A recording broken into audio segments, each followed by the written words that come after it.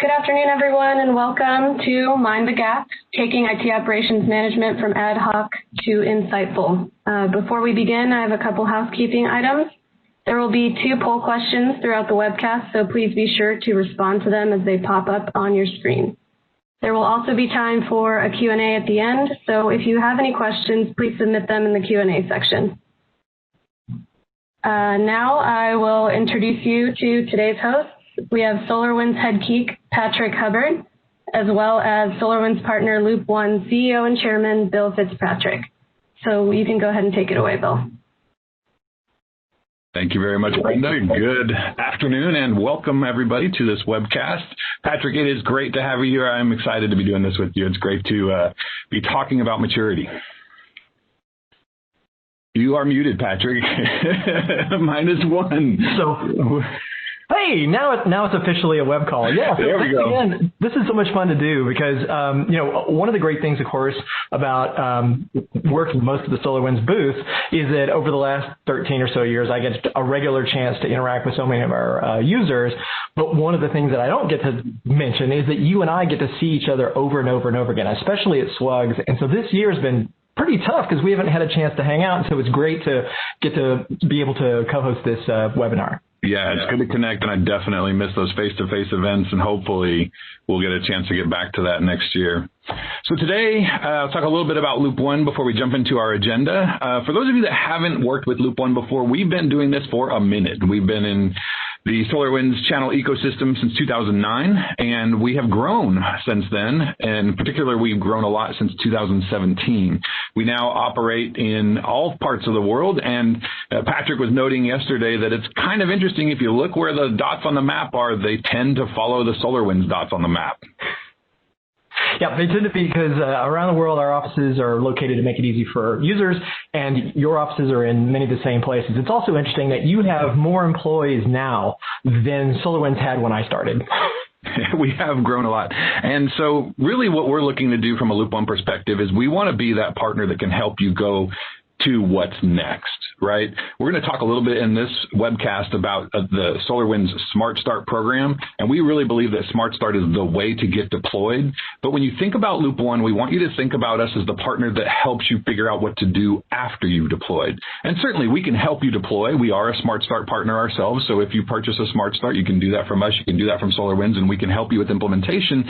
But we're really here to help you maximize the value of the tools, and that's really what this webinar is about today. It's a topic that I think the industry is beginning to really embrace. The concept of maturity is something that we've been talking about inside Loop1 for about 2 years now, but we're starting to see more and more of the industry also talk about maturity.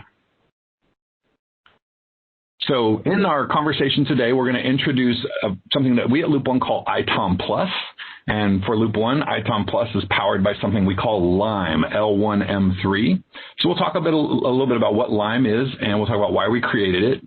But most importantly, we're going to jump into the details of how we assess maturity from a Loop1 perspective and a SolarWinds perspective. We're going to talk about the 5 phases of maturity. We'll give you a chance to sort of understand what those are and give us some feedback around where you think you might be. We're going to talk about how we assess maturity across what we call the 6 assessment areas. And then we're going to talk about the layers, right? The 7 technology silos. And you sometimes might think of silos being kind of a negative term, but we think there's strength in silos. And what we're going to talk about today is how to get silos connected so that they can be even stronger. But before we wrap up, we will also show you some of what these solutions look like in real time, right? We're going to give you a few minutes of a brief overview in the SolarWinds demo environment and talk about how we bring tools together to provide a more mature capability for monitoring and data analytics and all of the fun things that we're trying to do in our day-to-day. And then finally, at the end, we'll wrap up with understanding what's next, right? It's really important from a Loop1 perspective that we don't just sort of throw a bunch of things out at you and then sit back and wait for you to call us. We really want to be able to partner with you as SolarWinds customers and Loop1 clients to say, here's where we are, here's where we'd like to go, and Loop1's there to give you a roadmap to help you get there. So let's jump into it, starting with ITOM Plus. This is really for Loop1 kind of our way of embracing a long-held philosophy that many of you probably use in your day-to-day, which is the idea of people, tools, and process, right? I think we've all sort of heard that phrase before. Well, at Loop1, we just put a little bit of a twist on it, and it becomes people, tools, and Lime. So we'll start by talking about people for a moment. When we think about the people, we think about 3 organizations partnered to work together. And that starts with you. It starts with your day-to-day, but it's evolving, right? If you think about your relationship with SolarWinds, SolarWinds is positioning themselves, and they have been for the last year and a half or more, to really have relationships with you as a practitioner, but also with the directors and managers in your organization and with the executive leadership in your organization. And of course, from a SolarWinds perspective, it is that traditional customer success team that wants to connect with you. It's the THWAC community that has been there for decades. And of course, now going back to this idea that SolarWinds wants to have a richer relationship with their customers, it's their executive leadership, including their sales team's executive leadership. They have a new enterprise sales motion that many of you have probably heard about. And so SolarWinds is offering new ways to engage with you between customer success and executive leadership in addition to THWAC. And then, of course, there's us here at Loop1. And we really see ourselves as the extension of the SolarWinds team, as well as the partners to you as a client to know what's next, to build that roadmap, and to give you a proactive and a prescriptive methodology to work through your tools deployments and really be aware that you're getting all of the value you can from your tools. Pat, any thoughts you want to share there from the SolarWinds side on the people part of this? Yeah, I'm going to say, that's one of the things when we talk about maturity. And again, one of the things that we hope you take away from this presentation is that this isn't an assessment of, oh, you're bad and you need to catch up. The key is to know where you are so that you can start, like to get past that anxiety that maybe there's a lot of technical debt, or maybe you're not taking full advantage of the tools that you have. So part of that, and especially when you look at really thinking about the way that not only admins, but their direct managers, CIOs, and executive leadership are working together, is that is a key part of understanding and really taking advantage of maturity. Because if you're just using a single tool in one department in one silo, that's not really a thing. But where you really start to gain advantage is improving communications across all of those teams and really starting to think about the way that you communicate about instrumenting for the business, where you're actually mapping to business requirements, not just putting out a fire or making sure that governance is being properly applied and that security is improving, but instead really thinking about the people aspect of that is a big part of your maturity. Exactly. And so as we look at the rest of the ITOM conversation here, the ITOM Plus conversation, we're talking about tools. Now, you might think that the tools portion of this conversation is pretty obvious because it's SolarWinds. But what we find in working with clients every day is that clients have investments in the network tools. Clients sometimes have investments in the application tools, and then a little less often they've got investments in the other tools that SolarWinds offers. There's security tools, database tools. And so we really want to make sure that as we talk about end-to-end visibility and we talk about mature monitoring is, do you have the tools you need in place, the tools that SolarWinds makes available with automatic correlation, to be able to really see end-to-end, to have true end-to-end visibility? And where there might be gaps or where there might be things that SolarWinds just doesn't do, then what are the third-party integrations? And what does it look like to be able to leverage an API or have a workflow that goes maybe into and out of SolarWinds data and brings together third-party platform data? You hit on something kind of interesting there. Like, what's probably the number one answer to, when you and I are talking directly with users, and the question will be, gee, I just wish that SolarWinds offered, and they'll lay out a problem that they have. And our answer, your answer and mine independently, most often is, oh, it's already there. And then you go over to the demo and you show them that. And it's just that the richness of capability has grown so much. These products are so mature. And with all of the feedback and direction through the SolarWinds user community, it is I've been asked to do a demo before internally at SolarWinds for the marketing team, and they said, hey, how long would you need to show us all the products? You figure 30 minutes, an hour, and I said, I'm going to need 2 days. Right. So a big part of that, a lot of times, is just realizing there's a ton of capability that you may already have that you're not taking advantage of. And so again, this conversation about maturity leads to the discovery of new capabilities that are already in the tools that you very likely may already have. Yep, exactly. And so that brings us to the Loop1 Monitoring Maturity Model, or as we call it, LIME. Because a big part of LIME, and what you'll see as we continue through our webcast today, is understanding what you own and maximizing your investment, and then looking at how you can tie that investment into other correlations as well as data analytics and business outcomes, right? So that's our ITOM Plus summary, right? We've got people, tools, and LIME. So let's talk a little bit more about LIME itself and where it was really born out of. So we created LIME almost 2 years ago in an effort to really give both ourselves, SolarWinds, and our clients a starting point, a place where we could look at this grid together. So you can see in the lower right corner there, and it's available from us as well. If you'd like a copy of the grid, we're happy to share it with you. You'll have copies of the slides today as well, will be made available after the webcast. But the grid is an opportunity for you to sort of understand the 5 phases of maturity, and we're going to go through those in detail here in just a moment, and kind of assess where you are, as well as then be able to build an idea of how you're going to get from where you are to where you want to be.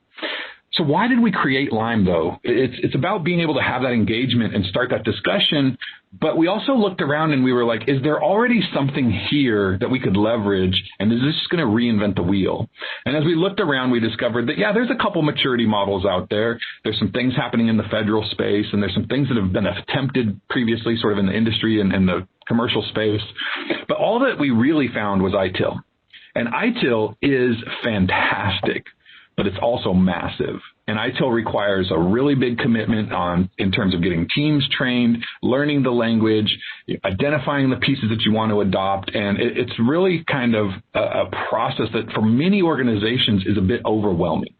So there's days where I sometimes feel like LIME is kind of like ITIL light, or we actually talk about it here as kind of flexible ITIL. You can pick and choose the pieces that you need, and you can have more control over your roadmap. And importantly, you also have Loop1 as a partner to take you through that journey so that you don't have to figure out what's next. You can sit down and work with our team, and we will agree together, here's what's next.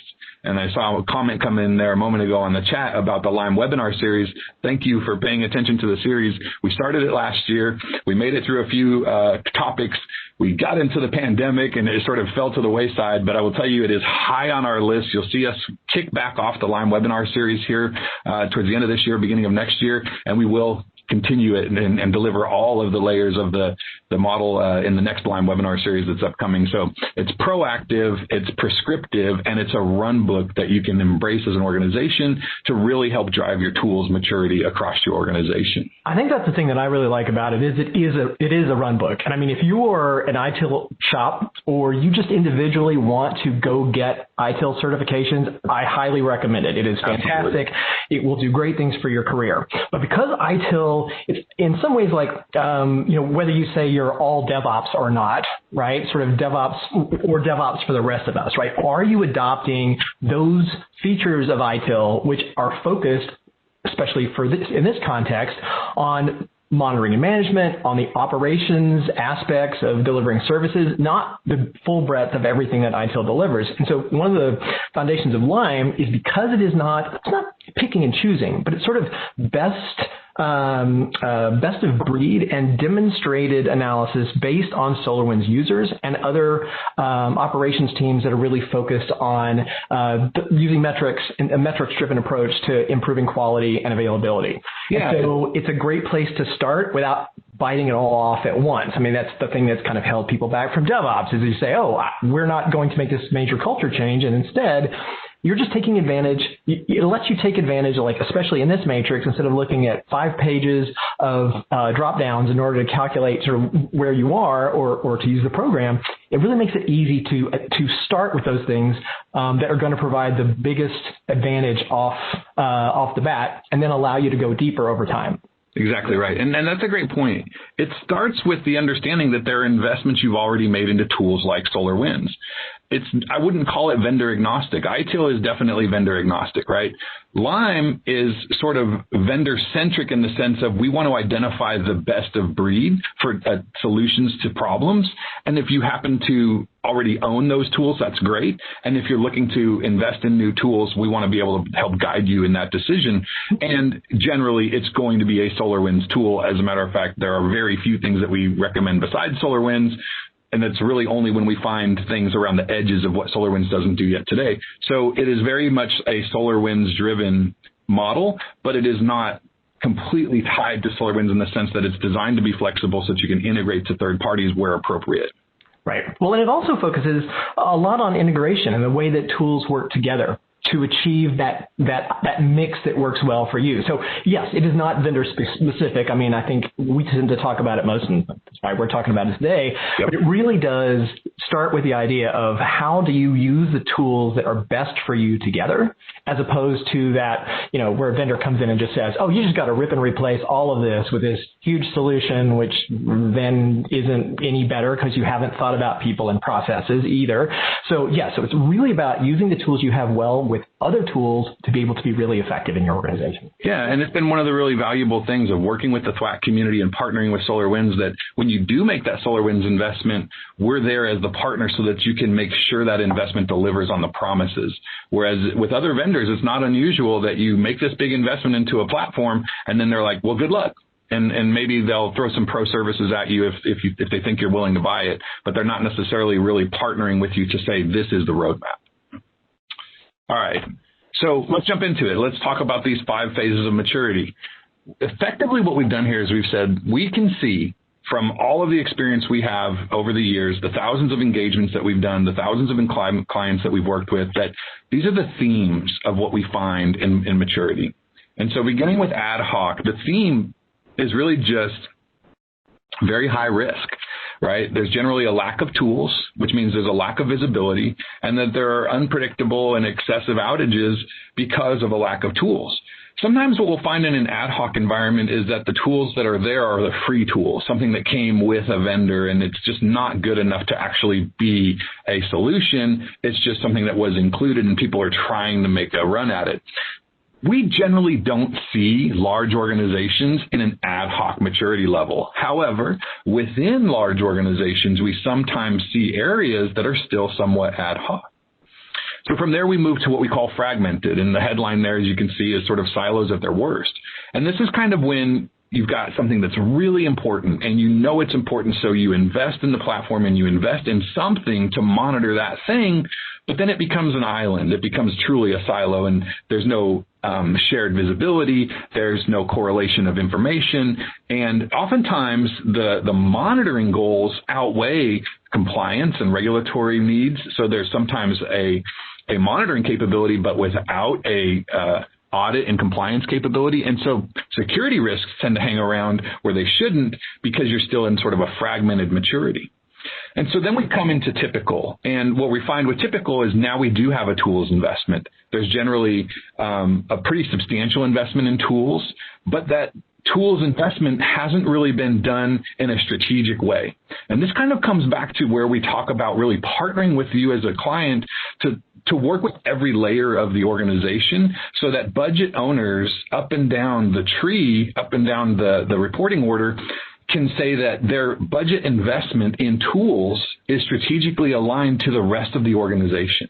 And that's going to lead to what we get to in Optimize in just a moment, but it's going to help eliminate what we find in the typical world. We find sometimes that there's just a lot of noise. It could be alert noise. It can just be activity from the tools. It can be excessive sort of reporting activity that might be coming out of too many tools, and just a lack of alignment across tools. There can be overlapping tool capabilities. There can be excessive licensing. I had a client tell me recently they had an investment in a tool that and his analogy was, it's like we went out and bought the Ferrari, parked it in the garage, and all we used it for was to listen to the radio. And I was like, that's a terrific analogy. And what that client discovered in particular is they could sell the Ferrari because they had all the functionality they needed. They owned SAM, and they didn't understand that SAM could do some of the things that this other more expensive tool they thought they needed was doing.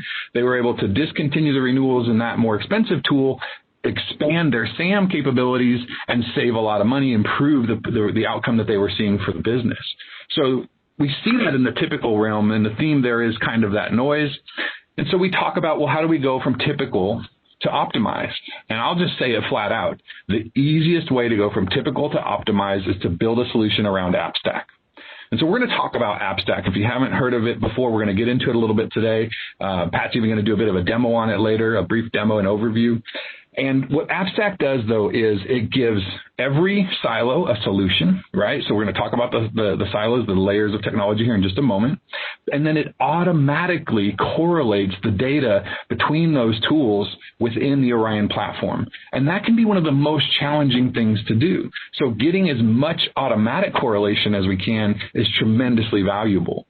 And so now we're talking about really easily shared visibility. We're talking about connecting the silos, right? So there are strengths in silos, but we need those silos to be connected to each other to really maximize their strengths.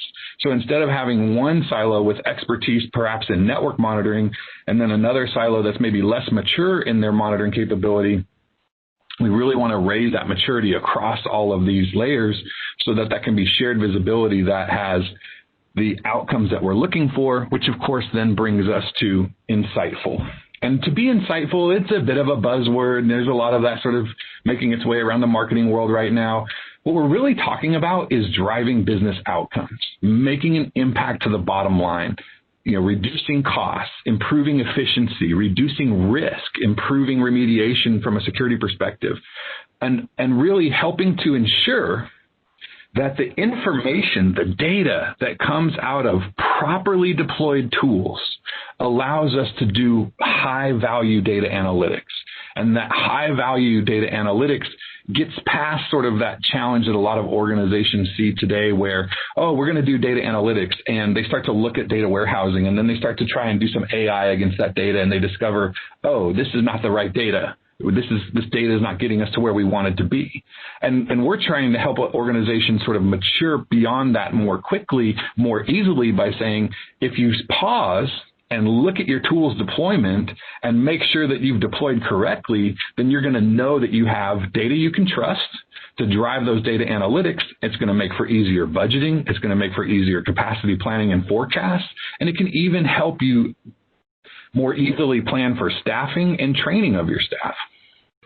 It's such an interesting journey, and Bill, you and I have seen so many SolarWinds organizations using SolarWinds go through this process, and it really does come down to that reminder that data is handy, tools are handy, but that insight is actually valuable. And so, a lot of times we sort of have a tendency to connect to the monitoring interface on an application or infrastructure. We pull it all up in a dashboard and we try to figure out what we need, as opposed to, and forgive me if I use the word observability, but as opposed to really thinking through, like, what do we actually need to keep? What are the indicators of potential performance issues? And that process actually of moving from typical to optimized, in my experience, is actually sort of the hardest part of it, because when you were in the typical phase, you a lot of times have that experience of complexity on top of complexity, right? Like IT should never be the biggest customer of IT. It just should not. And so when you have overlapping tools that are there theoretically to help you manage the increasing complexity, especially with hybrid operations, the first place that you have to start is really streamlining the tools that you have and learning how to use them really effectively, because that makes it much easier to get to insight. Because otherwise, if you just collect lots and lots of data and pull it all into views, you've actually now further complicated the process. And yes, you've got data, but gaining insights is a little bit more challenging. So that, to me, is that journey of really thinking like, it's not the quantity of data that I have, it's the selectiveness of the quality of what I have and the business intent that I intend to achieve with those metrics. Absolutely. That's so true. we saw in sort of the whole data analytics era as it was sort of launching, that people were like, oh, we've got all this data, let's just gather it all up and then go start looking at it. And they did that, and then they looked at it and they realized most of this doesn't mean anything to us. So we're really trying to help mature that process of, identifying the data that you need. So let's just pause for a second here and let's talk about, with this sort of brief overview, right? Ad hoc, fragmented, typical, optimized, or insightful. With those themes that we just talked about, just take a moment and think about your organization, and understanding that you don't necessarily know the details yet of what each of those phases may or may not contain. Just with what you've seen so far, let's do the poll, and we'd like to just sort of see, where do you feel kind of like your gut instinct? Where do you think your organization is today? And I'll give you guys a moment to run through that poll.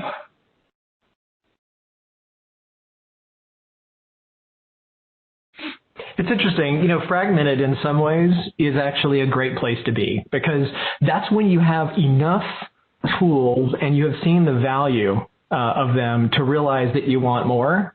And then the frustration is just, how far have we expanded them? So it's interesting. We've asked this question before. I mean, obviously, and certainly with Lime, we've asked this a few times. But it's interesting. It does seem to follow a normal curve. And then there's also a little bit of a shift depending on the size of the organization. But feeling like this is you're somewhere on this journey, there are no wrong answers to this poll. Exactly. There's no wrong answers. And I think that, we think about insightful as this destination, but it's also ongoing, right? As you get through optimized and as you get into more of an insightful realm where you do have some of that ability to do, business analytics and make business decisions and drive outcomes, it takes effort to stay there, right? The natural order of the universe is decay, right? And there's always new product releases, and there's bug fixes, and there's improvements that come out, and leveraging those becomes a part of staying insightful and leveraging new technologies. So it's a little bit like the change in security, where a few years ago you could do overlay governance and occasional auditing, and that might have been enough. I would argue it wasn't enough even then, but now security has to be. It must be an ongoing process, and everyone in the industry is still trying to catch up. And that definitely applies to constantly reevaluating your maturity, because every time you adopt a new technology, now there's a new skills gap, or maybe there's a manageability gap, or maybe there's a cost management gap. So it's an ongoing process, and learning, one of the things that comes out of Lime is you learn the process on your own. Loop1 certainly helps you get started, but it's also learning for your team so that you can continue to apply it going forward into the future. Exactly, and that's what we've been finding as we've kind of begun to introduce these assessment concepts to our clients. Is the concepts resonate, but they haven't necessarily had anybody bring this all together for them before and really show them how to approach this in a more methodical fashion. We can sort of help add some structure to the approach and help answer that question around what should we be doing versus just reacting all the time. And that's really what we're trying to do, is acknowledge the fact that IT is inherently going to be reactive. We've been talking about firefighting in IT for 30 years. It's not going away. It's a part of our day-to-day. Stuff breaks. Misconfigurations happen. People fat finger things, right?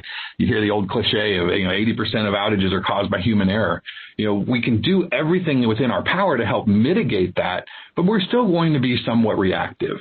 Now, what we're doing with Lime and what we're doing with the maturity assessment is we're saying, how can we be more structured in our approach to being proactive? How can we help put the tools to work in a way that helps to, increase performance?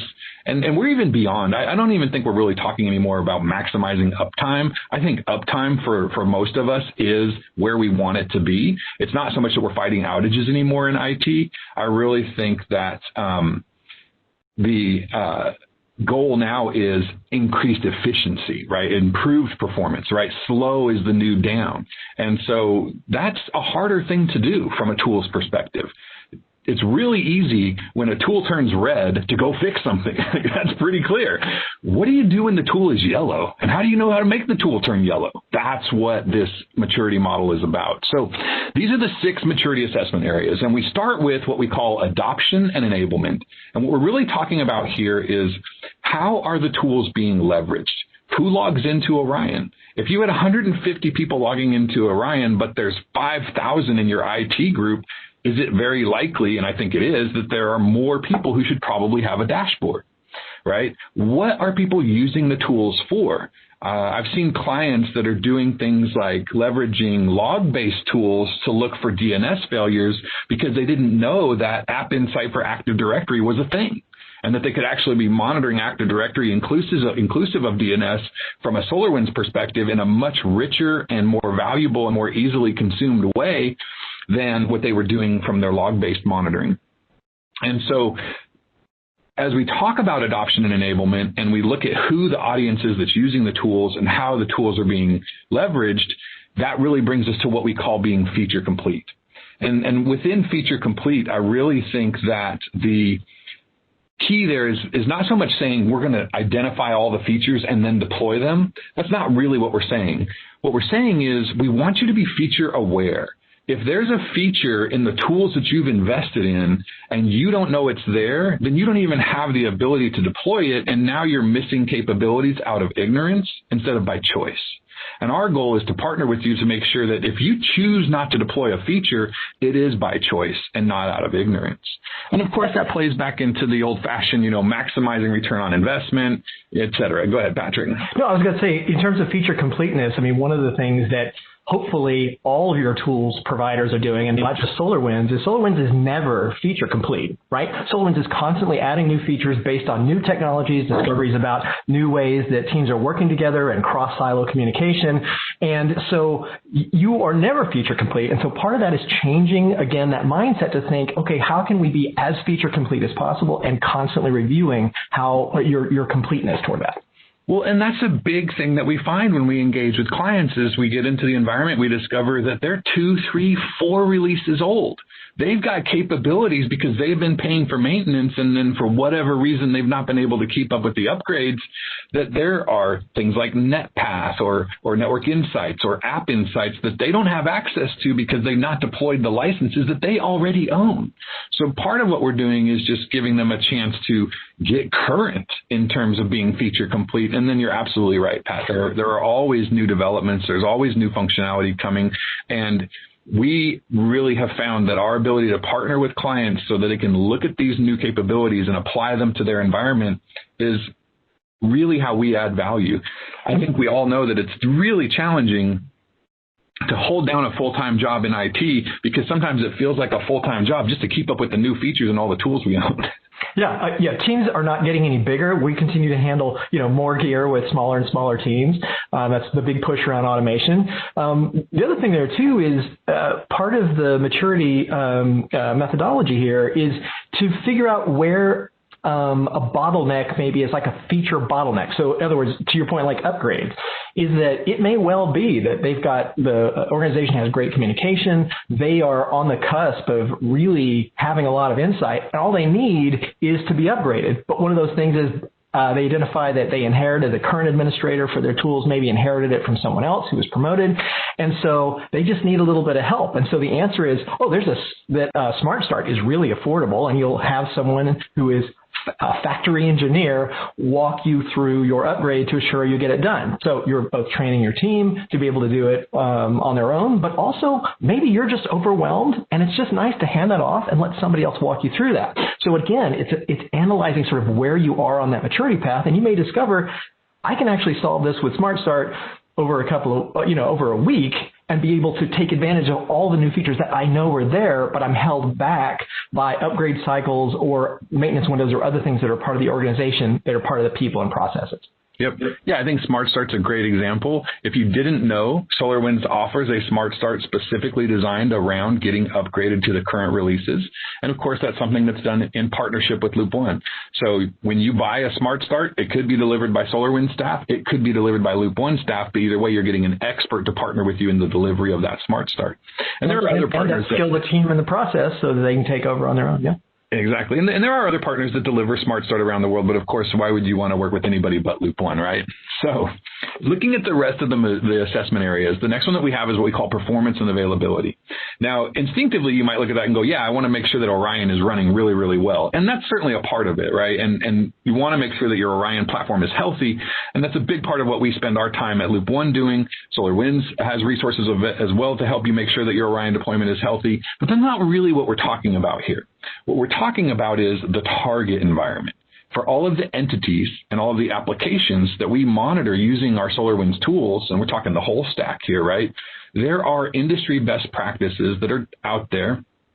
Loop1 certainly has our whole library of best practices that we bring to every engagement we do, every client that we work with. But then that has to also be catered to your world, right? I've said for years in talking to clients, we all use the same stuff. We all use Microsoft 365. We all use Cisco. We all use VMware. We all use these very common vendors.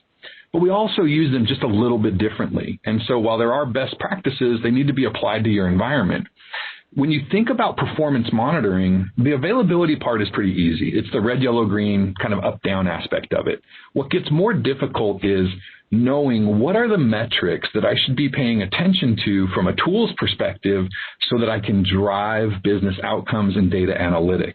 It's not just going in and accepting all of the defaults for monitoring because that's been tuned to having sort of a generic monitoring experience that helps ensure client satisfaction from a SolarWinds perspective, but it's deviating from that in very intentional ways so that your data analytics can do the things you want them to do because your data collection has the right sampling, has the right retention, and has the right design to support those business outcomes that you're trying to drive. Yeah, and it also goes to things like notifications, right? Like one of the first things that a lot of clients discover is, when you say you should not be using out-of-the-box alerts, and you'll see people say, oh, well, why are they there? Well, they're there as examples. And so even alert tuning can be just a fairly straightforward process once you have someone to kind of help walk you through it, to go from a fire hose where you've got yet another email folder that you're dumping stuff into to actually not only collecting the metrics that are useful and having the data that allows you to quickly troubleshoot or do capacity planning or, look forward into operations and planning, maybe for new extensive networks, or deal with, adapt to everything that we have in 2020, but at the same time to also streamline the notifications that you're getting out of your tools so that you can really be less reactive and focus on only those, top severity issues that you need to, as opposed to constantly scrolling through lots and lots of alert messages. Yeah, absolutely. And that's why as we get to the next slide, we're going to actually include service management and the concepts of around ITSM in the model, because we want to really think about how we operate, and service management can give us some great operational frameworks that if we're not paying attention to it, we're missing a piece of the story. So looking at security and compliance then, right? For security and compliance, we make this as simple as we can by to break it into just two concept areas, right? The first area is what we call configuration security. And this is sort of, what did you design? How was it built? And how well are you keeping it with what you intended the design to be, right? So now we're talking about change control and change management. And with configuration security, it's those things that are perhaps changing with some predictability, but oftentimes they're not meant to change. They're meant to be deployed and sustained and maintained, oftentimes with regulatory enforcement, tied back to it. So it could be privacy related, something like GDPR or privacy laws here in the U.S., so like California's privacy laws, for example, or it could be something that's regulatory in your industry, financial or healthcare, or any of the other sort of commercial regulations that we know are out there. So then the second half of it is what we call operational security. And from an operational perspective, now we're talking about just how well are we doing day in and day out across the environment. Is Active Directory secure? How do we detect if there's an issue there? The firewalls and potential breaches coming through a firewall. Configuration changes that may have been unauthorized. This is one of the key areas where people often don't know just how much capability SolarWinds has. So we've got tools within Network Configuration Manager, which is probably perhaps the best known, the policy compliance capabilities there. But then we also have the new Server Configuration Manager, as well as compliance capabilities for automated response on an operational perspective for tools like Security Event Manager, right? So there's a lot of capability that SolarWinds brings to market, and it's one of the least known areas, I think. Yeah, it's interesting. That process of really moving security to the left of the board is about shifting to a more operational security model. And a lot of that is there are a ton of features in SolarWinds products already that will allow you to use things like compliance auditing, policy scanning, automated or semi-automated remediation, but also auditing and approvals and routing, form-based change controls for maybe less experienced staff that allows you to safely delegate. And so the idea of shifting to using the features that are built in for operational security with the tools that you have will save you a ton of reactionary work later on, or worse, a breach or some other aspect of where there's a security issue that really does affect the business instead of just being merely irritating. Exactly. And one of the participants, Colin, was just mentioning that, I thought that, security was inherent to Lime. And in fact, it is, right? So if we go back to that grid for a second, you'll notice we've got our technology layers on the left. We've got our maturity phases across the top, but there's no mention of security, just like there's no mention of cloud, because at Loop 1, cloud is everywhere, right? And security should be everywhere as well. So if you really read the grid, you'll find that it refers to things like audit and remediation and vulnerabilities. So we expect security to be intrinsic, and we approach it that way. And so when we talk about security and compliance here from an assessment area, it's an acknowledgement that there's oftentimes a team that has a security mandate, but increasingly we're seeing that security mandate become present as individuals within teams. As opposed to having sort of the network team, for example, that then interfaces to a security team, there's increasingly organizations that have the security person on the network team or the security person on the applications team. And so regardless of the model that you approach or that you choose in your organization, the approach that you take, we are there to work with you to say, this is not an afterthought. This is something that should be thought of from the beginning, and here are the ways that SolarWinds can help you with those solutions if you didn't know already. So moving on to AI, buzzword of the year here, the last few years. I really see, and I think we've all seen in the industry right now, that AI and ML are going through a little bit of backlash, right? This concept that artificial intelligence and machine learning had all of this great potential, but here's what we discovered. What those tools really want, people who say, oh, we can do AI, people who say, oh, we got this great machine learning, what do they need? They need data. And where does the data come from? SolarWinds. If you're talking about doing monitoring-based or IT-based AI or IT-based machine learning, what you're really talking about is how can I get access to my SolarWinds data so I can do intelligent analytics on it. So we joke about AI for a little bit being, look, we've been doing AI for years at Loop 1. We just call it automation and integration. But it goes back to that concept that we touched on in the performance and availability. It's the idea that you're doing the right type of deployment with the right design for all of your monitoring, polling intervals and collection methodologies and retention so that you can do intelligent data analysis, and we'll talk about that more in just a moment. And so the other part of it is how do we tie that data back to other meaningful data? So that's our automation, right, which could be something as simple as leveraging the Orion SDK to do automated group management. Or it could be something more complex, like the integration of ServiceNow to SolarWinds for keeping the CMDB aligned, for example. Yeah, it's funny when vendors, I think we talk a lot. You and I have had conversations about AI ops and the value of AI ops. And when it comes down to actually buying something, vendors are really pushing like, here's our AI solution, you should buy this. But nobody really needs to buy AI. You can't just go buy it, because if you buy it at that level, it's a tool set, right? And then you go build it yourself. What you're looking for is machine-based insight, especially insight that's actionable. And so to Bill's point there, one, it's the ability to collect enough information to create, to let the machines actually identify previously uncorrelated issues, right? Like if you're talking about anomaly detection, or you want to really get advanced and start talking about, managing by error rate, for example, right? To kind of balance operational quality along with change rate. So that, I'll show a little bit later when we're talking about databases. I'll show you where there's increasingly ML and AI technology inside of the SolarWinds products.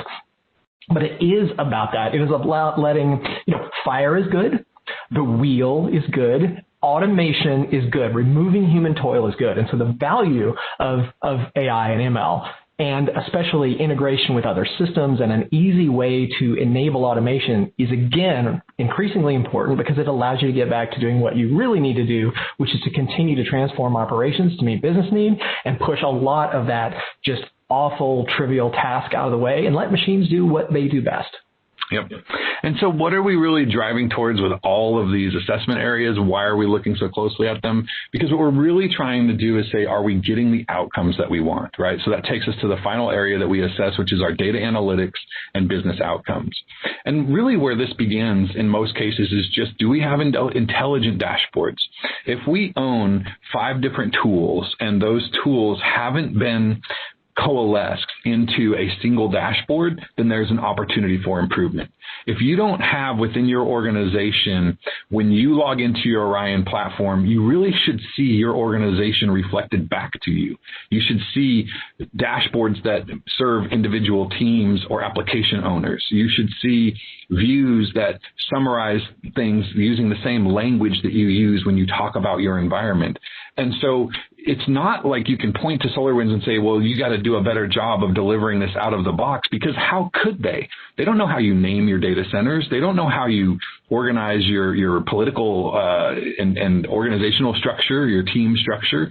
But knowing that and then applying that to your Orion environment is how you maximize this business outcome capability.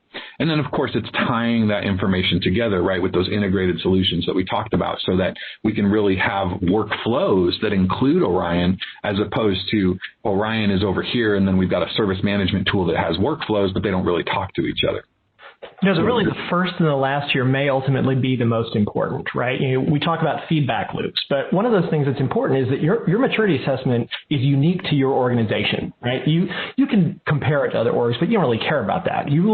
So part of this engagement is to really do this analysis based on your needs and your operations.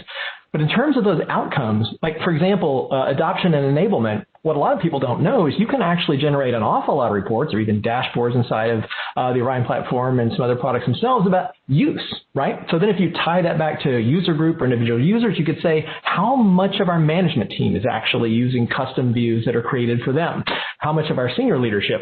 Which teams are actually getting the most benefit? That makes it really easy to figure out how to tune dashboards and how to monitor solutions, especially where it's third-party integration and with cloud, and especially cloud native and some other technologies that people are really trying to figure out how to, pull into operations along with everything else. But being able to watch not only how things are being used, but then tune those views and tune how those analytics are used to actually achieve business outcomes is a big part of this process. Exactly. So as we continue the conversation, we want to think now about how do we take the concepts of maturity, the concepts of the maturity assessment methodologies, and apply those to the technology layers or silos. And we built this slide to really highlight the fact that, as you may or may not know, there are a lot of tools that SolarWinds provides both within and outside of the Orion platform that apply to every silo, right? And most often, when you're talking about the tool that is a part of the Orion platform, there is going to be an automated correlation capability so that you can very quickly see through the app stack feature that we're going to demo here briefly, the fact that we can easily correlate information between these tools once they're deployed correctly.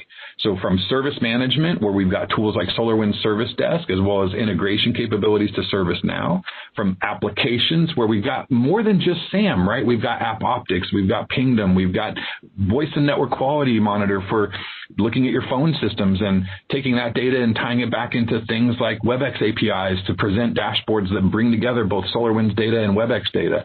We've got quality of experience, which most clients aren't really working with, but has great capabilities to talk about the difference between network response time and application response time.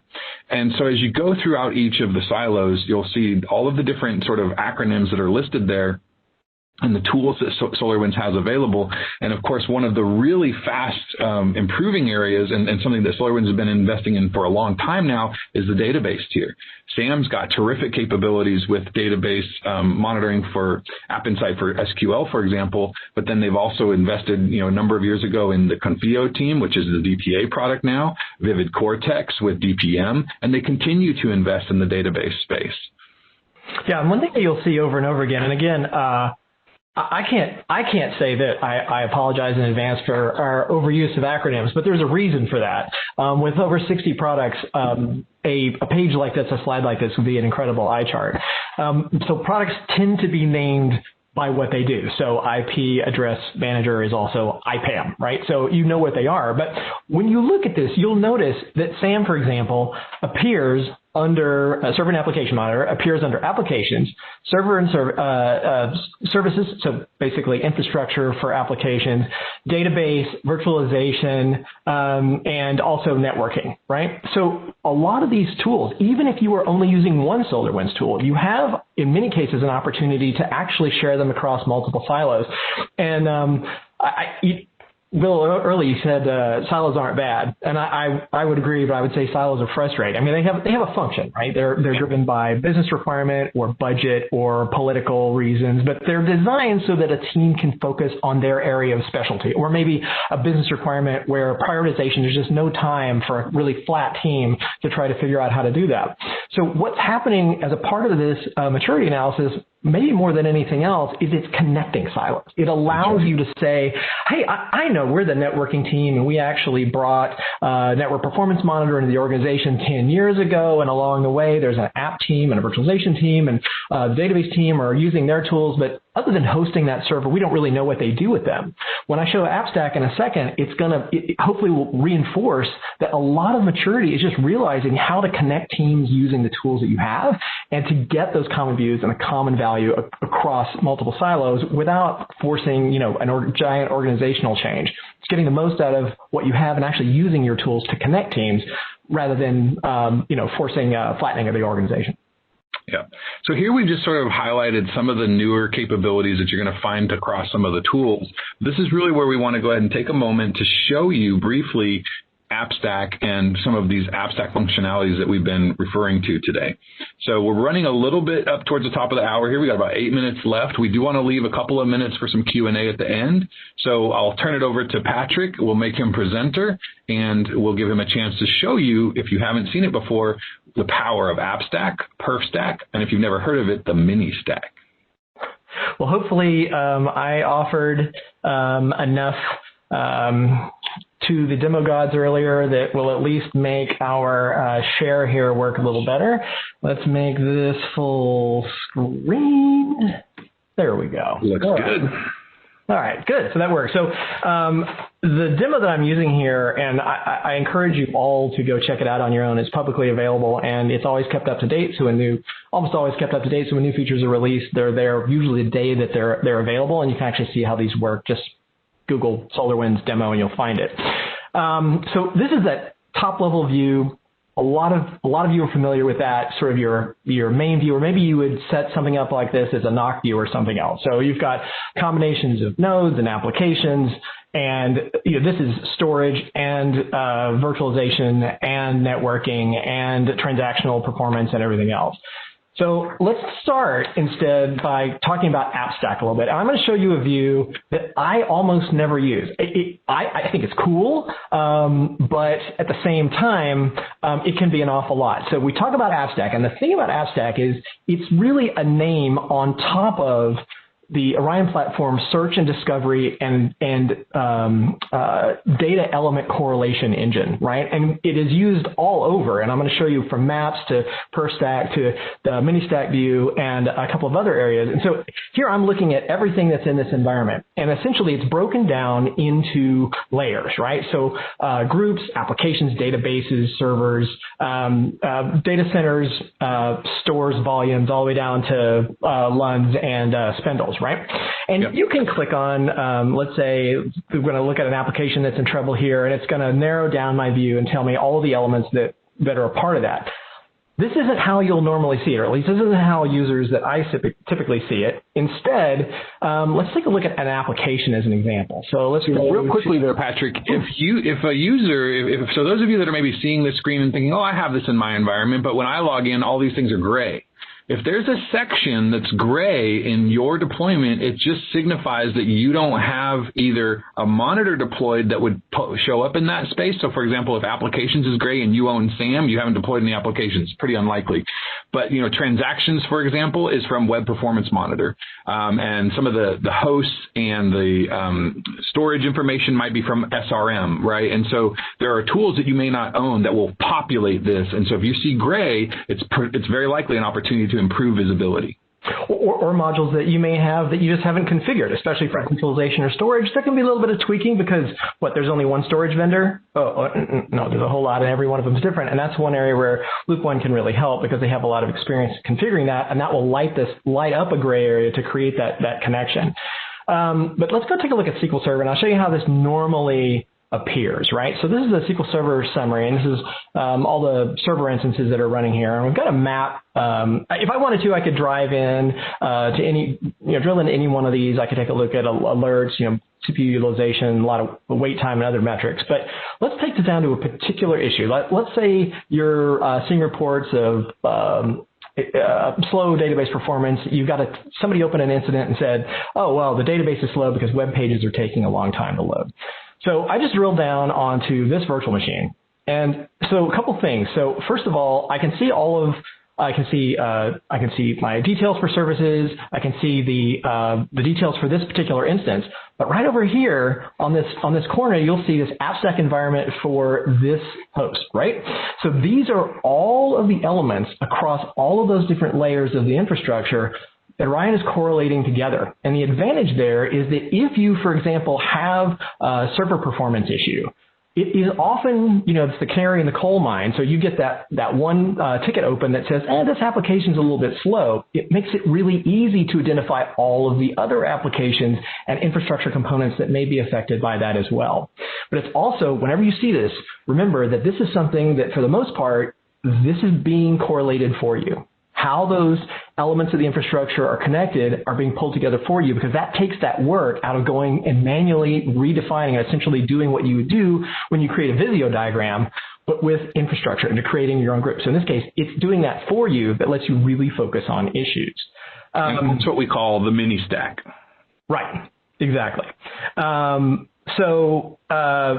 So that would be the mini stack view. And then the AppStack also can gather things, and I'll show this an example, where this is traffic monitoring, right? So there's this is the traffic monitor agent that's installed on this database server as well, and it can actually see where the clients are that are connected, the consumers are for this server, and so that adds that to the AppStack so that even where they may be on different servers, you may not have a lot of information about how they're speaking, especially in increasingly distributed systems that we see now with different components located on-prem, HCI, in the cloud, to actually identify those links between applications and services that otherwise would be invisible. So again, that goes into that pile that then drives all of the other correlation that we're looking at.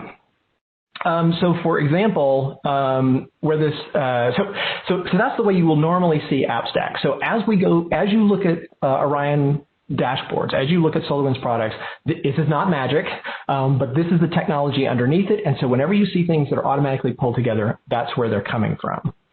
What I was going to show you though was if we look at databases in particular, and this was something that Bill was talking about before, is that the importance of data versus, hold on, let me get out of there and then go to, there, okay. So the importance of the quality of data, and especially with trying to, for example, eliminating alert noise and the value of not just gathering everything that you can, but instead gathering things that matter. This is a database performance analyzer. Probably statistically a third of you are regularly using this.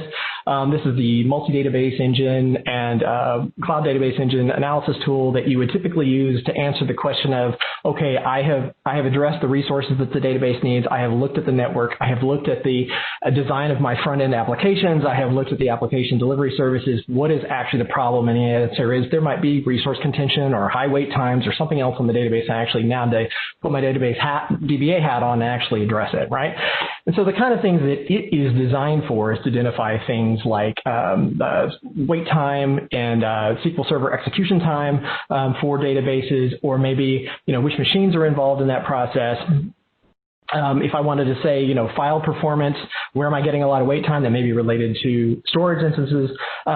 These are the kinds of things that people will enter all the time. But one of the things that's cool about DPA is that let's say you're starting from a troubleshooting that started with slow web application. Now you're down into actually the details in the database. It'll also do things like provide advisors for you, right? So this would be things like execution tuning time. This would be memory resource and I/O optimization. And especially it'll also do it for you by day.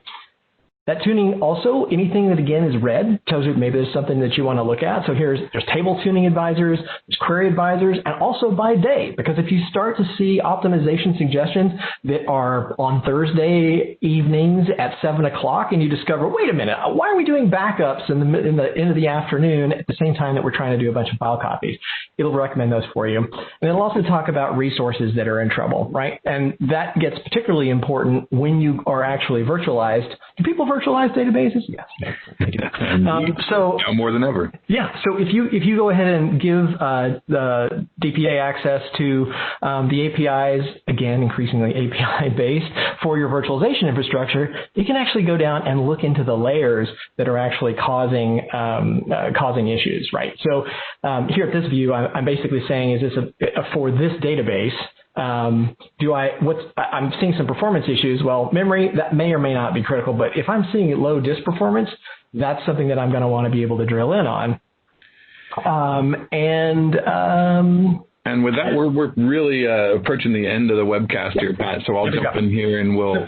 Yeah, go ahead, Pat. Yeah, I was going to say, but the one point that I did want to make was that when you are looking at an element, all over is actually anomaly detection. And this is when we talked about machine learning and artificial intelligence. That's a big part of DPA, is that you might be the only person on the planet that's ever had two queries of a particular type execute at the same time and cause a problem. You could try to create the world's most discrete alert to be able to identify that, but chances are, if it's a 1 in a billion chance, that's something you'd never create an alert for. Anomaly detection lets you actually watch performance over time and alert on times that anomalies do not meet the projected anomalies based on normal operational parameters for your environment. Yep. Thank you, Pat. That's fantastic. So I think one of the other takeaways as you look at just the power of these combined tools, whether we're talking about DPA or whether we're talking about SAM or whether we're talking about IPAM or whether we're talking about UDT or WPM, right? There is a tool for every team in your organization. And when you make the decision strategically to build your organizational monitoring around the SolarWinds platform, you're gaining immediate correlation capabilities and you're immediately enhancing the maturity of your organization. And that's not to say that we can't also achieve those things through integration and API, but they're a bridge further, right? That's more work, that's more development time, that's more reconciliation of that system's method of storing information versus the Orion system's method of storing information. And so you don't have to feel overwhelmed that, oh my gosh, look at all these tools that they're recommending us to own. It's really more, let's get strategic in how we invest in tools as an organization so that the investment that the database team makes works with the investment that the applications team has made or that the web monitoring team is making, and that I can take that data. And Patrick mentioned a moment ago, the AppStack view is a very busy, challenging view to own. But for those of us with a DevOps background and a development background, it should just be light bulbs going off like, wow, all this data is in one place. So whether I'm using the app stack view, or whether I'm using an Orion dashboard, or maybe I'm using Tableau, maybe I'm using Click, maybe I'm using Power BI, maybe I'm using SQL reporting services, I can now go to one place and I can begin to build intelligent dashboards leveraging that information across all of those tools, and it's a much shorter time to development to create those dashboards and those visualizations. So what's next, right? Well, working with Loop1, it's a big emphasis for us. We've changed the tagline of the company to know what's next, because there is always something next, right? It's not just, okay, you've been installed, good luck, or you've got your upgrade done, good luck. It's installation is done. Now we're going to go tackle these applications. We're going to meet with the stakeholders. We're going to go through the maturity assessment. We're going to build that roadmap, and then we're going to start executing against that roadmap with you over time. And so we've got a number of different ways that we can get started with you. To help avoid being overwhelmed is just start by looking at your Orion environment. You know, how mature are you in using Orion itself? And then we can build out from there. Remember that you have a lot of resources available to you from SolarWinds themselves, right? Many of you are familiar with Thwack. If you don't know what that is, hit your browser, www.thwack.com. It's the online community for SolarWinds. It's loaded with valuable information. It is not a marketing tool. It is an end user tool. And of course, there's a customer success center where you're going to find things like office hours for SolarWinds experts who are available to answer questions. You're going to find online training resources that can help you.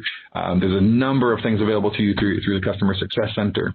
If you're not familiar, we mentioned Smart Start a few times throughout this presentation today, but Smart Start is a program that's available from SolarWinds that is intelligent onboarding, but then it's also assisted upgrades, and it's delivered both by SolarWinds and Loop1, so there's a chance for you to work with either of us in a Smart Start delivery. And then, of course, there's also Premier Support. If you haven't seen anything on Premier Support yet, the big benefits to Premier Support are service level guidelines so that you can get faster turnaround on problem resolution than what you'll get with just your standard support.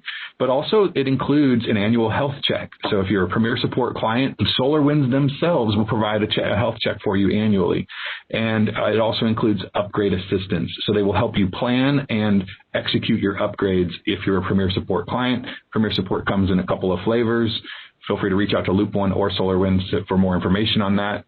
And then, of course, you can work with Loop1. We're happy to do an ITOM maturity assessment for you. And we have kind of a baby version of this. We call it the Rapid Report Card. The Rapid Report Card takes 2 hours, and one of our trained engineers and certified engineers sits down with you, and over this span of a couple of hours, we'll go through your environment and deliver to you a document that documents sort of a rapid assessment of your environment. So I'm going to say that's a big part of this program, really. And going back to earlier, you were talking about making sure you're not buying things that you don't need. So Loop1 can really help make sure, especially in support, that you're getting exactly what you need and not too much. Like, you might want Premier Support and be a smaller organization, but if you have over 100,000 employees, chances are that might be it's going to be a much better fit for you. They can walk you through that. But on the smaller side, or even just for Smart Start, they can help you put together that mix. They can refer you to training opportunities, documentation, deep detail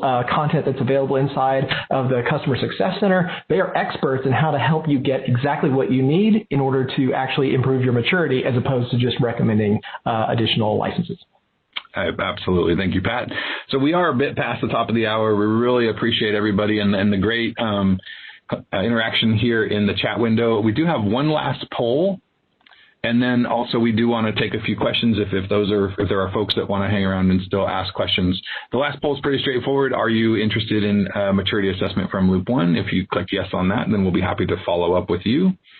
And then finally, we'll go ahead and move into Q&A. So we have quite a few comments that have been made throughout. So I'm going to kind of just go back through the chat and comment on some of the things that were mentioned earlier. If you have a question, feel free to go ahead and type it in to either the chat or the Q&A, and we will jump into those here in just a moment. So looking at the comments that were coming through earlier, several of you were sharing kind of where you thought you were with your maturity. So a lot of you were typical, and that's why we call it typical, right? It's where we find most of our clients. But it's nice to see some of you really beginning to move towards optimized. And hopefully that move towards optimized includes the fact that you are aware of AppStack, you're leveraging AppStack for correlation, and that theme of correlated information that we talk about with optimized is becoming a reality for you. And there's a comment there that, you know, we talked about security and the way that we approach security in Lime. We touched on that in the presentation. We really consider security to be inherent to Lime and something that should be inherent to all of our practices in each of our silos. All right, so let's go ahead and jump into the Q&A. I'm going to close out of the chat there. We got a couple of questions here. Pat was offering up a comment around Mike was offering up a comment around ITIL. So Mike, I'll maybe shoot you a note offline and explore that with you. And then Ken was asking, what is the best place to start in your maturity journey? It's a great question, Ken. I really think that, as we mentioned in the slides, start by looking at your Orion platform and understand, you know, go through that assessment process that we listed there. Who's using your Orion platform? Are there application owners that should have access but don't? Are there applications that you're not monitoring that you could? Do you have feature awareness? Do you understand what capabilities exist in your tools? And if you don't, are you leveraging the Success Center, or do you want to partner with Loop1 to help really go understand the features that you have? Are you on the latest versions? If you're not, then there's probably some features you would gain from an upgrade. There are, let's just say not probably, there are features you would gain from an upgrade. And then, you know, as you look at how you use the tools, are you using all of the defaults? Have you leveraged custom properties? Have you leveraged groups? Have you leveraged dependencies? Those are just the questions I can rattle off when I think about NPM. I can repeat that exercise for every other module you may own. There are these sort of, are you leveraging these features sort of questions? And then, of course, you know, how are you leveraging it? Are you using the default polling methods or polling intervals? Are you doing some tuned polling? Are you driving your data collection to line up with what you maybe want in terms of your business outcomes? And as you continue through that process, that's really what can help drive the conversation as well, is are you driving business outcomes, or are you just deploying a tool? What are you using your Orion data for? Are you using it for capacity planning? Are you using it for budgeting and forecasting? And if you're not, how could you begin to? And frequently, these are going to be questions that you're going to be able to go up the ladder. This is what you call a career enabling move, right? We've all heard of career limiting moves. How about a career enabling move, where you get to go to your leadership and say, hey, we have this really great platform. We've tuned it to the teeth. And did you know we could help you with forecasting, budgeting, capacity planning in ways that we aren't tapping into today? Because I'll be very surprised if your leadership hears that message and doesn't reply positively. Right, or you send a link to a dashboard that's made for direct managers, right? So IT team managers, and along with that, a report that says, did you know that only 10% of our managers are using this view on a regular basis? That's one of our favorites. The adoption enablement, who's logged in and how long since they logged in. It's a great one. Well, not even that, just sort of in aggregate. And like as a CIO, if you look at that view, you always send them the view, always send a link of the things, because it proves that you're collecting the data and you are actually mindful about the way that you present it. But then you can include that activity reporting and say, they're going to say, this is valuable. What do you mean only 10% of my folks are using it? They send out an email with the link and actually get people to start using it. And so now, instead of every processes that were an email from, hey, how are we doing on XYZ? XYZ is already presented in a view that takes a lot of the noise out for them and allows that manager or director to be confident that the organization is working well, and again, streamline that communication. So yes, absolutely. Regularly socialize, is that the word it's kind of fallen out here, but just socialize all of the richness of data and the insight that you can provide to leadership. They will help make sure that everyone is taking advantage of that. And the other thing I think is a final parting thought is, we know, because we've been working with you for decades now, that many of you on the webcast today started out as a practitioner, and now you are a leader in your organization. And congratulations to you on the growth in your career. And we want to be a part of that ongoing journey with you, which is why we've created Lime, because I think when you see what we're doing, it's clear it's going to help drive that delivery of value out of your tools investment even further into the future. And your journey from practitioner to leader to executive leader is still with a lot of positive things to come. So, all right. Well, thank you, everybody, for attending today. Pat, this is fantastic. We need to schedule like 2-hour webinars. Yeah, I'm afraid we went long because basically what we did here is what we normally would do at a SWOG or something else, where it would be you and me and maybe a product manager and 4 users all together having a conversation. And those tend to be kind of long form, especially when there's, refreshments and beverages. And so I think that's kind of what happened here. But hopefully I didn't geek out too much and focus on detail, but actually just really encourage you to work with programs like the Lime methodology and to work with SolarWinds, longstanding premier partners who can really help you take advantage of the incredible richness in the platforms that you probably already have. All right, we'll conclude there. Thank you, everybody, for your time today, and we look forward to seeing you on a future webcast.